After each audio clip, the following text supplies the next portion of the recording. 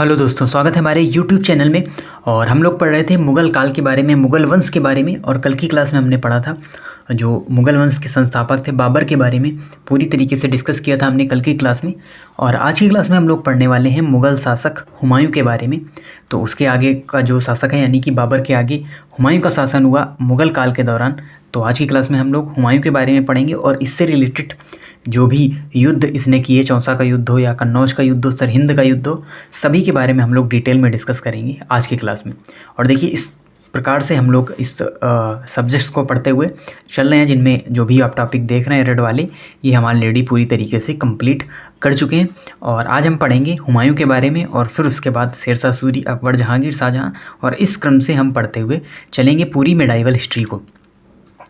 और देखिए, हमने आपको कल बताया था मुग़ल वंश में जो मुख्य शासक रहे उनमें आप देख सकते हैं बाबर, हुमायूं, अकबर, जहांगीर, शाहजहां और औरंगजेब मुख्य शासक रहे मुग़ल वंश के। और उसके बाद भी कई सारे शासक आए, बट वो उतने ज़्यादा शक्तिशाली नहीं रहे, वो पूरी तरीके से सत्ता विहीन रहे। तो 1526 ईस्वी में मुग़ल वंश की स्थापना हुई थी।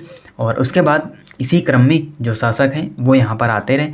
और बाबर के बारे में हमने कल की क्लास में कंप्लीट पढ़ लिया था। अगर आप अभी तक आपने वो लेक्चर नहीं देखा तो आप हमारी चैनल की प्लेलिस्ट में जाएं और वहाँ पर मेडाइवल हिस्ट्री के नाम से आपको प्लेलिस्ट मिलेगी और वहाँ पर आप सभी टॉपिक्स को अच्छी तरीके से कवर कर सकते हैं और उसी में ये टॉपिक्स ऐड होते रहेंगे। तो आज हमको पढ़ना है हुमायूं के बारे में।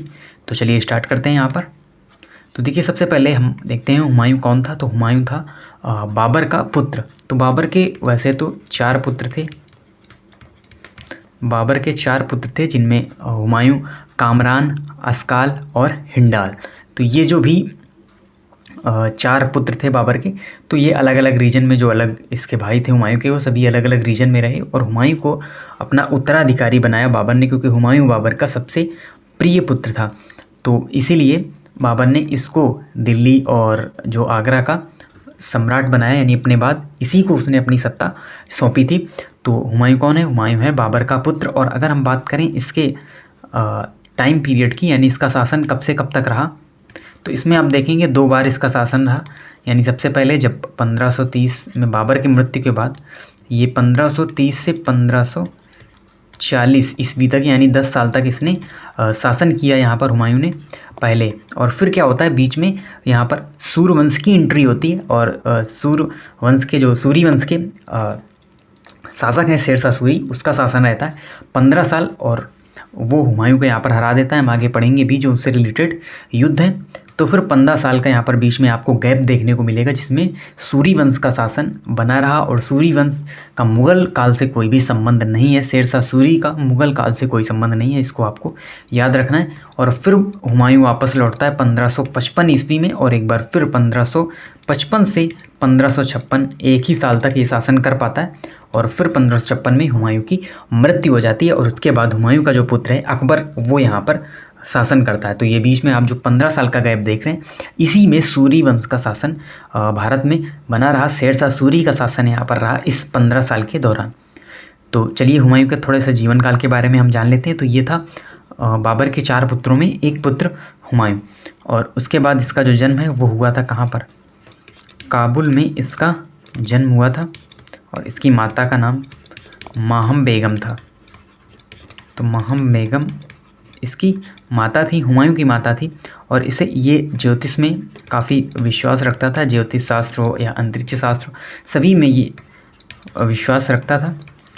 और उसके अलावा इसका जो संरक्षक था, इसका संरक्षक था बैरम खां। और बैरम खां ही आपको यहाँ पर देखने को मिलेगा संरक्षक के रूप में अकबर का भी। तो हुमायूं का जो संरक्षक था बैरम खां था। और उसके बाद इसका जो मकबरा बना है, यानी फिर 1556 ईस्वी में इसकी मृत्यु हो जाती है। इसने एक दीन पनाह भवन का निर्माण कराया था। और दीन पनाह भवन के शेर मंडल पुस्तकालय, तो शेर मंडल उसमें एक पुस्तकालय था, लाइब्रेरी थी। और उसी लाइब्रेरी से गिरकर इसकी मृत्यु हो जाती है वहाँ पर दिल्ली में। और दिल्ली में ही इसका मकबरा बना हुआ है। तो एक इतिहासकार ये भी कहते हैं कि जो हुमायूं की ज़िंदगी रही वो भी लड़खड़ाती रही। आप देखेंगे कई बार कि किसी युद्ध में पहले ये जीत हासिल करता है, फिर इसकी हार होती है, और फिर ये वापस आता है, फिर जीत हासिल करता है। तो लड़खड़ाती हुई ज़िंदगी इसकी रही। और एट लास्ट यानी लास्ट में लड़खड़ाते हुए ही इसकी मृत्यु भी हो गई। तो ये कथन है इतिहासकार के द्वारा, तो ये भी आपको यहाँ पर याद रखना है। उसके बाद इसका जो मकबरा है वो कहाँ पर स्थित है, तो दिल्ली में। हुमायूं का मकबरा दिल्ली में स्थित है और ये वर्ल्ड हेरिटेज साइट्स में भी शामिल है जो हुमायूं का मकबरा है। तो दिल्ली में स्थित हुमायूं का मकबरा है। और इसे बनवाया किसने था, तो इसे बनवाया था हुमायूं की पत्नी थी, पत्नी हमीदा बानो बेगम। तो पत्नी हमीदा बानो बेगम ने ये मकबरा हुमायूं का बनवाया था। कहाँ पर, दिल्ली में। और ये दोहरी गुंबद वाला पहला मकबरा है, यानी भारत का पहला मकबरा है दोहरी गुंबद वाला। और इसका निर्माण संगमरमर से किया गया है। तो दोहरी गुंबद वाला, अगर पूछा जाए आपसे दोहरी गुंबद वाला पहला मकबरा कौन सा है, तो वो है हुमायूं का मकबरा, जो कि दिल्ली में स्थित है। और उसके साथ ही साथ ये वर्ल्ड हेरिटेज साइट्स में भी शामिल है हुमायूं का मकबरा। और उसके अलावा इसकी एक बहन भी थी, यानी हुमायूं की एक बहन थी गुलबदन बेगम, गुलबदन बेगम। और इसी ने एक जीवनी हुमायूं के जीवन पर लिखी है जिसका नाम है हुमायूं नामा। तो हुमायूं नामा एक पुस्तक है जो कि किसके द्वारा लिखी गई, इसकी बहन गुलबदन बेगम के द्वारा लिखी गई। और ये एक जीवनी है जिसको लिखा गया किस भाषा में, फारसी भाषा में लिखा गया। पीछे आप देखेंगे बाबर ने अपनी स्वयं की आत्मकथा लिखी थी बाबरनामा, या जिसे तुजुक ए बाबरी कहते हैं। और उसने लिखा था इसको तुर्की भाषा में। और हमने आपको बताया था जो मुग़ल काल की दरबारी भाषा थी वो थी फ़ारसी, बट क्योंकि जो बाबर था उसका संबंध तुर्कों से भी था, इसलिए वो तुर्की भाषा में ही उसने अपनी बुक को लिखा था बाबरनामा तुजुक ए बाबरी को। उसने तुर्की भाषा में लिखा था और फ़ारसी भाषा में उसका अनुवाद किया था यहाँ पर। तो वो भी आपको यहाँ पर देखेंगे, यानी अब्दुल रहीम खान खाना ने बाबरनामा का फ़ारसी में अनुवाद किया, बेबरिज ने इसका अंग्रेज़ी में अनुवाद किया।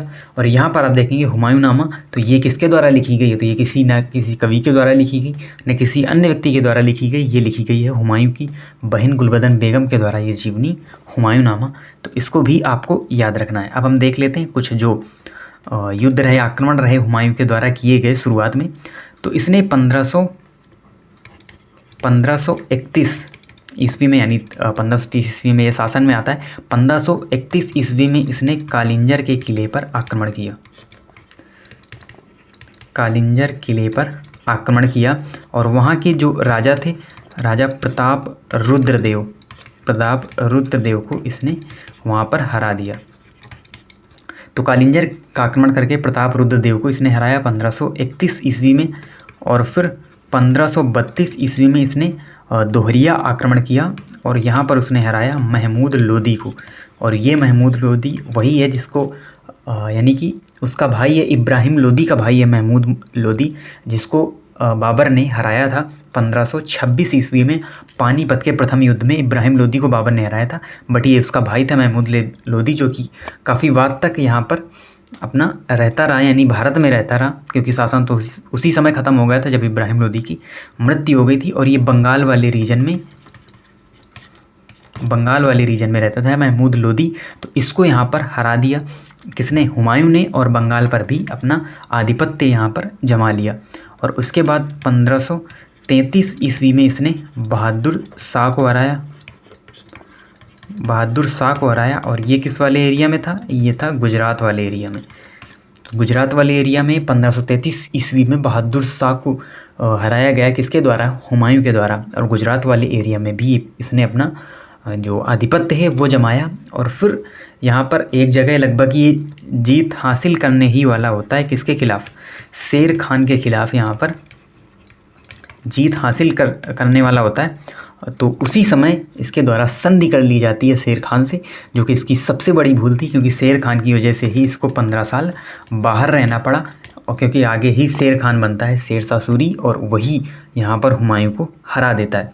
तो यहाँ पर एंट्री होती है शेर खान की। अभी तक ये शेर खान है, बाद में यही शेरशाह सूरी बन जाएगा, आप देखेंगे अभी। और अब देखते हैं जो बड़े युद्ध रहे, मेजर युद्ध रहे हुमायूं के शासन काल के दौरान, जिसने मुग़ल काल के इतिहास को भी थोड़ा चेंज किया, मुग़ल काल की सत्ता को भी यहाँ पर छिन्न भिन्न कर दिया कुछ सालों के लिए। तो वो इम्पोर्टेंट युद्ध के बारे में हम यहाँ पर देखते हैं। तो सबसे इम्पोर्टेंट इसमें युद्ध है चौसा का युद्ध। कई बार क्वेश्चन इससे रिलेटेड पूछा गया है, किसके बीच में चौसा का युद्ध लड़ा गया और कब ये युद्ध लड़ा गया, तो सन भी आपको याद रखना है और किसके किसके बीच में ये युद्ध लड़ा गया है वो भी आपको याद रखना है, क्योंकि चौसा का युद्ध एक टर्निंग पॉइंट था मुगल काल के दौरान। तो जो चौसा का युद्ध है ये लड़ा गया 1539 ईस्वी में, 1539 ईस्वी में, और ये लड़ा गया हुमायूं वर्सेस शेर खान। तो हुमायूं और शेर खान के बीच में, जो उसी एरिया में शासन किया करता था, गुजरात के आसपास वाले एरिया में इसका शासन हुआ करता था शेर खान का। तो हुमायूं वर्सेस शेर खान के बीच ये युद्ध लड़ा जाता है और यहाँ पर शेर खान की जीत होती है और हुमायूं की बुरी तरीके से यहाँ पर हार होती है। और हुमायूं हार कर यहाँ पर मैदान छोड़कर भाग जाता है और फिर ये यहाँ पर एक नदी होती है, उस नदी की ओर ये भागता है। तो वहाँ पर नदी में निजाम साका नामक भिस्ती ने इसकी जान बचाई थी। तो निजाम साका भिस्ती थी और उसी ने इसकी जान बचाई थी हुमायूं की, क्योंकि ये जान बचाकर वहाँ से भागा था, युद्ध भूमि से भागा था। इतनी बुरी तरीके से इसकी हार हुई थी और इसीलिए निजाम साका ने इसकी जान बचाई थी। तो जब ये पुनः वापस आता है तो ये एक दिन के लिए निजाम साका को यहाँ पर बादशाह बनाता है और इसके सम्मान में चमड़े के जो सिक्के हैं वो भी जारी किए जाते हैं निजाम साका के सम्मान में, और एक दिन के लिए ये इसे बादशाह भी बनाता है हुमायूं। तो हुमायूं की यहाँ पर बुरी तरीके से हार होती है इस चौसा के युद्ध में और शेर खान की यहाँ पर जीत होती है। और इस युद्ध में यानी चौसा के युद्ध के बाद ही शेर खान बन जाता है शेरशाह। तो शेर खान ने यहाँ पर शेरशाह की एक उपाधि धारण कर ली, शेरशाह की यहाँ पर उपाधि धारण करता है। तो देखिए अभी सूर्यवंश की स्थापना नहीं हुई है, इसने केवल क्या किया, शेर खान से अपना नाम बदलकर शेरशाह कर लिया, यानी शेरशाह की उपाधि धारण की इस चौसा के युद्ध में जीत के बाद। तो ये बात आपको याद रखनी है, चौसा के युद्ध में कौन विजयी रहा, शेर खान विजयी रहा। तो एक बार फिर यहाँ पर क्या होता है कि 1539 में तो ये जान बचाकर भागता है हुमायूं और ये फिर यहीं पर रहता है और स्ट्रेटजी बनाते हुए ये पुनः फिर युद्ध करने के लिए आता है, कन्नौज या बिलग्राम का युद्ध जिसे हम कहते हैं। और ये भी एक टर्निंग पॉइंट था मुग़ल काल के दौरान, क्योंकि पुनः यहाँ पर हुमायूं को हार झेलनी पड़ती है। वैसे तो ये सोचता है कि हम कन्नौज के युद्ध करके हम फिर से मुग़ल वंश को यहाँ पर स्थापित कर सकते हैं, बट ऐसा होता नहीं है। तो जो कन्नौज या बिलग्राम का युद्ध है ये जस्ट एक साल बाद यानी 1540 ईस्वी पे यहाँ पर लड़ा गया। और ये किसके बीच लड़ा गया, तो पुनः सेम ही शासक आपको देखने को मिलेंगे, यानी हुमायूं वर्सेस शेरशाह सूरी। देखिए ऊपर दोनों एक ही पर्सन है, शेर खान और शेरशाह सूरी। ऊपर हमने बताया चौसा के युद्ध के बाद शेर खान बन गया शेरशाह सूरी। तो हुमायूं और शेरशाह सूरी के बीच पुनः युद्ध होता है 1540 ईस्वी में और एक बार फिर से जीत होती है शेरशाह सूरी की ही, और हुमायूं को एक बार फिर हार झेलनी पड़ती है। और इस बार हार के बाद जो हुमायूं है ये शरणार्थी बनके चला जाता है, कहाँ पर, शरणार्थी बनकर ये ईरान चला जाता है और वहाँ पर ये 12 वर्ष वहाँ पर गुजारता है। तो 12 वर्ष इसको बाहर रहना पड़ता है देश से इस हार के बाद, क्योंकि फिर यहाँ पर इसकी दाल गलने वाली नहीं होती है, क्योंकि 2 बार यहाँ पर हार झेलनी पड़ी हुमायूं को बैक टू बैक 1 ईयर के अंतराल में। तो फिर ये शरणार्थी बनकर ईरान चला गया, 12 वर्ष वहाँ पर ये रहा। और इधर शेरशाह सूरी ने जीत के बाद भारत में सूरी वंश की स्थापना कर दी। तो सूरी वंश की यहाँ पर स्थापना की गई शेरशाह सूरी के द्वारा। और आप यहाँ पर देखेंगे कि जो सूरी वंश है इसका शासन रहा कब तक, 1540 से 1555 ईस्वी तक। तो ये जो 15 साल रहे, बीच के ये जो 15 साल रहे, यहाँ पर मुग़ल काल का कोई अस्तित्व नहीं रहा। इस 15 साल केवल और केवल सूरी वंश का शासन ही हमको देखने को मिलता है, जो कि मुग़ल काल से जस्ट डिफरेंट है, यानी इसका कोई संबंध नहीं है मुग़ल काल से, क्योंकि कई लोग शेरशाह सूरी को भी मुग़ल काल का ही मान लेते हैं। तो ये आपको क्लियर रखना है कि इस 15 साल सिर्फ सूरी वंश का ही शासन रहा, शेरशाह सूरी का शासन रहा, फिर उसके पुत्र ने यहाँ पर शासन किया। और मुग़ल काल इस दौरान यहाँ पर नहीं रहा, क्योंकि हुमायूं भी देश से बाहर चला गया था। और हम ये कह लें कि मुग़ल काल समाप्त ही होने वाला था। बट क्या होता है कि सूरी वंश के बाद कोई भी जो एक ताकतवर शासक है वो यहाँ पर देखने को नहीं मिलता है। तो पुनः जो सूरी वंश है वो यहाँ पर डिक्लाइन हो जाता है और पुनः मुग़ल काल का शासन हो जाता है। तो फिर देखते हैं हम कुछ और युद्ध के बारे में जो कि पुनः मुग़ल काल को स्थापित करने में सफल रहे। तो फिर अगला होता है मच्छीवाड़ा का युद्ध। तो फिर क्या होता है कि 1555 ईस्वी में हुमायूं पुनः भारत आता है, पुनः भारत लौटता है हुमायूं। कब? 1555 ईस्वी में। और आते ही ये मच्छीवाड़ा का युद्ध यहाँ पर लड़ता है। और मच्छीवाड़ा कहाँ पर है? तो मच्छीवाड़ा है पंजाब में। तो पंजाब में स्थित है मच्छीवाड़ा और यहाँ पर युद्ध होता है हुमायूं वर्सेस अफ़गान। और यहाँ पर अफ़गानों की होती है हार और हुमायूं यहाँ पर जीत जाता है। और इस जीत के साथ ही इसका जो कॉन्फिडेंस है वो भी बढ़ता है। तो हुमायूं अफ़गानों को यहाँ पर हरा देता है मच्छीवाड़ा के युद्ध में 1555 ईस्वी में। और 1555 ईस्वी में ही ये लड़ता है। सरहिंद का युद्ध भी इसके द्वारा लड़ा जाता है। और तब तक क्या होता है कि 1555 तक यहाँ पर शेरशाह सूरी नहीं रहता, उसके पुत्र का यहाँ पर शासन इस समय हुआ करता था। यानी 1554 के आसपास जो शेरशाह सूरी का पुत्र था वो यहाँ पर शासन करता है। तो शेरशाह सूरी तो काफ़ी यहाँ पर ताकतवर शासक था जिसने हुमायूं को हराया था। अगर उससे पुनः मुकाबला होता तो फिर भी हुमायूं के हारने के चांसेस थे। बट यहाँ पर क्या होता है कि यहाँ पर अब शेरशाह सूरी नहीं होगा। यहाँ पर जो युद्ध होता है वो होता है हुमायूं वर्सेस सिकंदर शाह सूरी, जो कि शेरशाह सूरी का पुत्र है। बट ये उतना ज़्यादा ताकतवर नहीं है, इसीलिए सिकंदर शाह सूरी की यहाँ पर हार होती है और हुमायूं की यहाँ पर जीत होती है इस युद्ध में, सरहिंद के युद्ध में। तो ये भी काफ़ी इम्पोर्टेंट युद्ध बन जाता है, क्योंकि इसी युद्ध को जीतने के बाद हुमायूं यहाँ पर पुनः मुग़ल वंश की स्थापना हुमायूं के द्वारा की जाती है। तो पुनः मुग़ल वंश की स्थापना हो जाती है कब? 1555 ईस्वी में हुमायूं जैसे ही सूरी वंश को यहाँ पर समाप्त करता है, सूरी वंश के शासक सिकंदर शाह सूरी को यहाँ पर समाप्त करता है, तो मुग़ल वंश की पुनः स्थापना हो जाती है 1555 में। और 1555 से 1 साल ही शासन कर पाता है हुमायूं और 1556 ईस्वी में इसकी मृत्यु हो जाती है। पुस्तकालय से गिरकर इसकी मृत्यु हो जाती है 1556 ईस्वी में। और फिर यहाँ पर जो शासक बनता है मुग़ल काल का वो बनता है अकबर महान।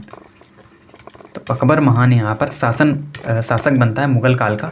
और इसके काल में, अकबर के काल में, मुग़ल वंश और भी ज़्यादा मुग़ल वंश का विस्तार हुआ।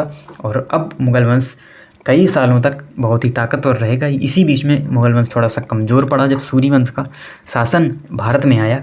तो अकबर महान के बारे में पढ़ेंगे हम अगली क्लास में। और उसके पहले हम पढ़ेंगे शेरशाह सूरी के बारे में भी अलग से, यानी सूरी वंश के बारे में अलग से। जो 15 साल का काल रहा वो छोटा सा लेक्चर होगा, तो उसमें हम शेरशाह सूरी के बारे में भी अच्छी तरीके से पढ़ लेंगे, क्योंकि उसके बारे में भी क्वेश्चन कई जगह पूछे गए हैं। और उसके बाद हम अकबर महान के बारे में पढ़ेंगे, मुग़ल काल के अगले शासक के बारे में पढ़ेंगे। तो आप इसी तरीके से चैनल से जुड़े रहिए और इसी प्रकार की इन्फॉर्मेटिव वीडियोज़ के लिए हमारे चैनल को सब्सक्राइब करें। साथ ही साथ बेल आइकन को भी प्रेस करें, जिससे जो भी न्यू वीडियो अपलोड होता है उसकी नोटिफिकेशन आपको मिल सके। और स्टैटिक के साथ ही साथ हम करंट को भी कवर करते रहते हैं हर वीक संडे को। आप हमारे साथ जुड़ना ना भूलें, क्योंकि पूरे वीक का जो करंट अफेयर्स है वो हम संडे को डिस्कस करते हैं। और उसके साथ ही साथ हम जल्द ही जो इस वर्ष परीक्षाएँ हुई हैं उसमें जो भी अलग अलग सेगमेंट से क्वेश्चंस पूछे गए हैं जनरल नॉलेज के अंतर्गत, वो अलग अलग टॉपिक से रिलेटेड, उन सभी को कंपाइल करके भी हम जल्द ही क्वेश्चन आपके सामने लाने वाले हैं, जो कि काफ़ी इंपॉर्टेंट होंगे आपके लिए आगे आने वाली परीक्षाओं के लिए। तो बस आप इसी तरीके से चैनल से जुड़े रहिए। मिलते हैं आपसे नेक्स्ट वीडियो में, तब तक के लिए धन्यवाद।